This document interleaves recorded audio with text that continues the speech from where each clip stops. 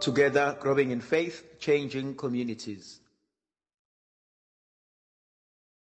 Namhlanje thandwa sami ngifuna ukubuka lezifundo esokuqala esitholakala kwincwadi kaMshumayeli uma ethi konke kulizeleze.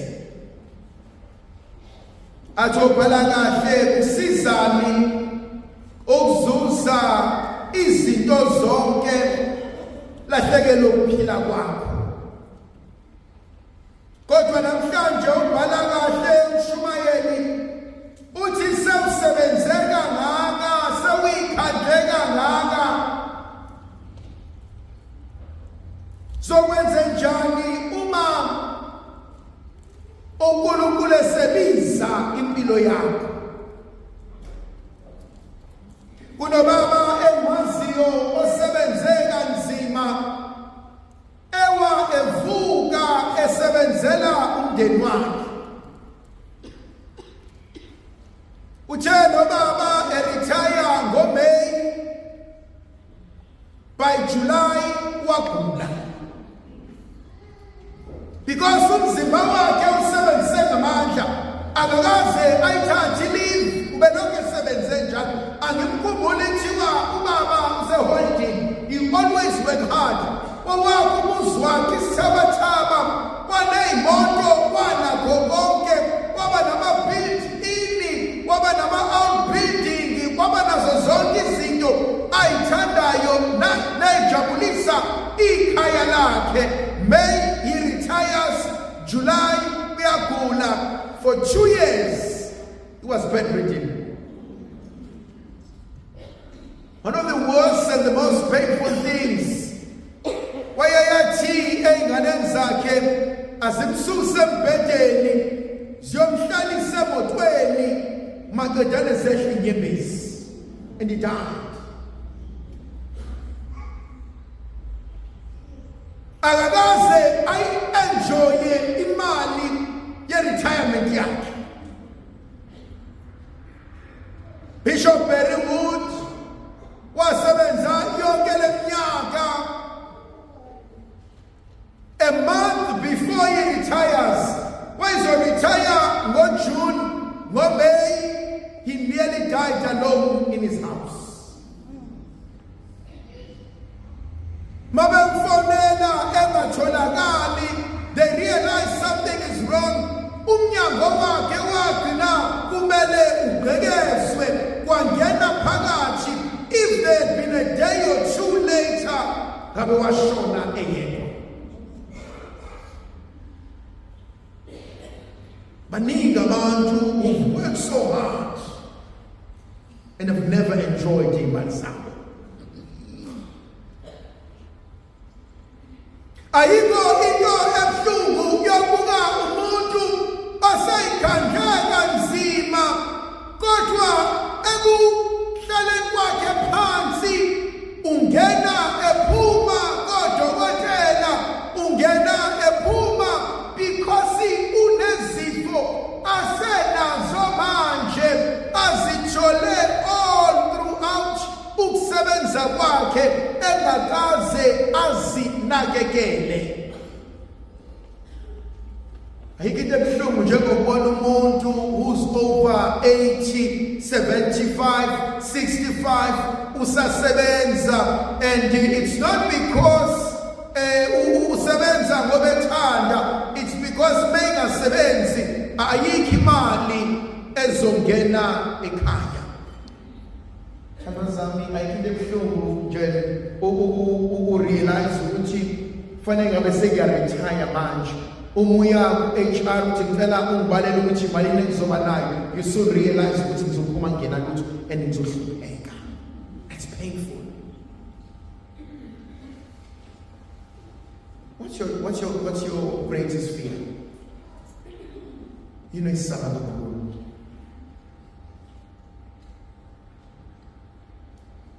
For yourself.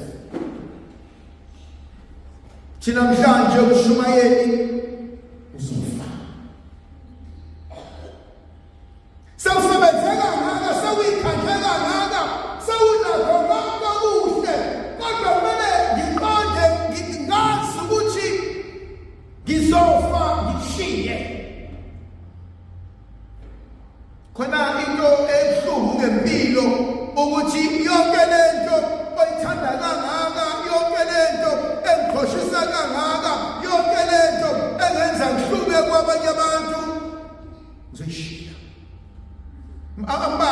amazwe la eAfrika othi ushonile ungcwatshwe ngemoto yakho.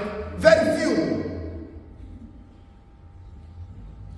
Into ebuhlungu ukuthi mina kuntukazana nawe odlisabane likabondwe so ngcwatshwe emhlabathini. Impethu zokudla.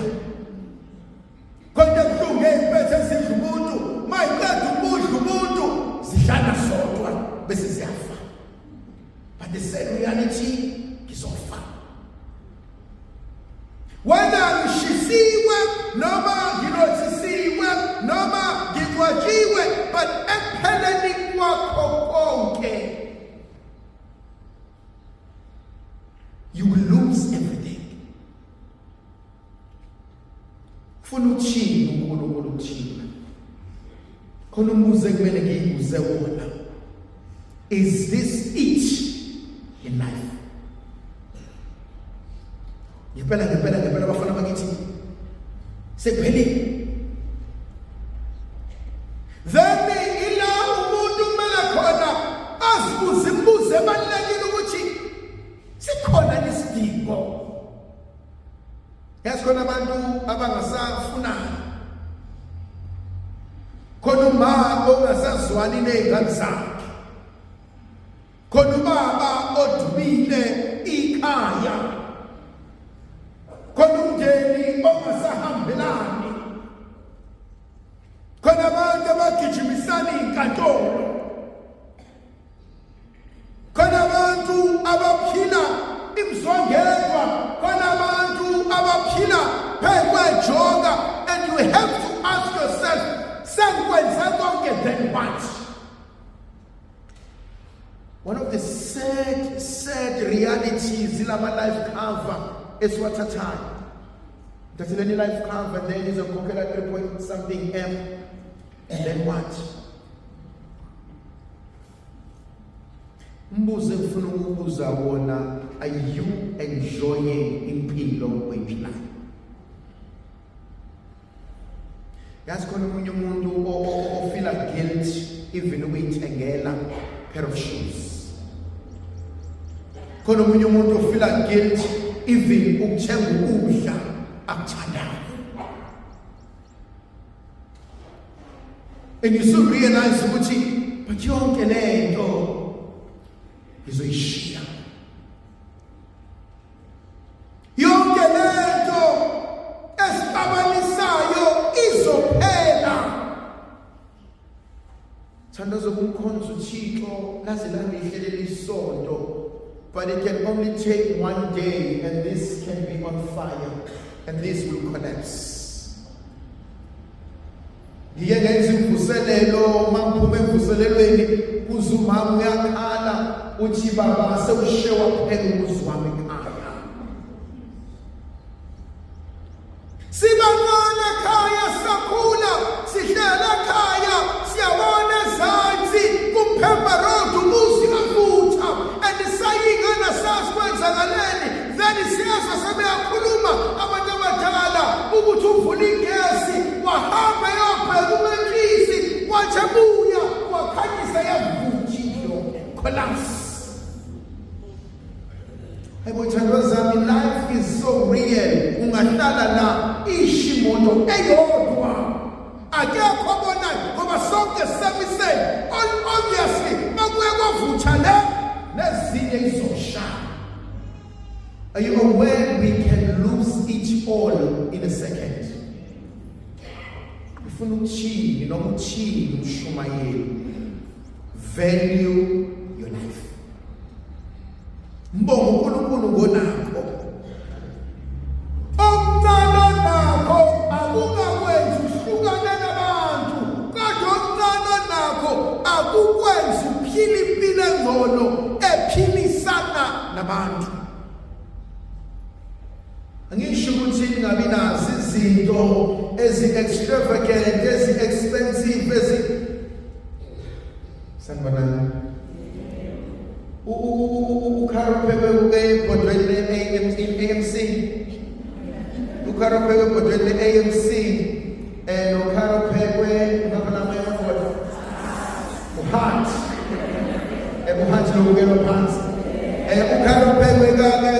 ANC nokuphela kaHart ophela ANC usuthisa kangcono nokaHart. The same thing. Yazi khona isisho sezulu esithandayo sithi sisesihle esibonwa yilanga. Yabona sonke sibahle kanje kodwa umanzi uhleli. Khona ovele isibukwana.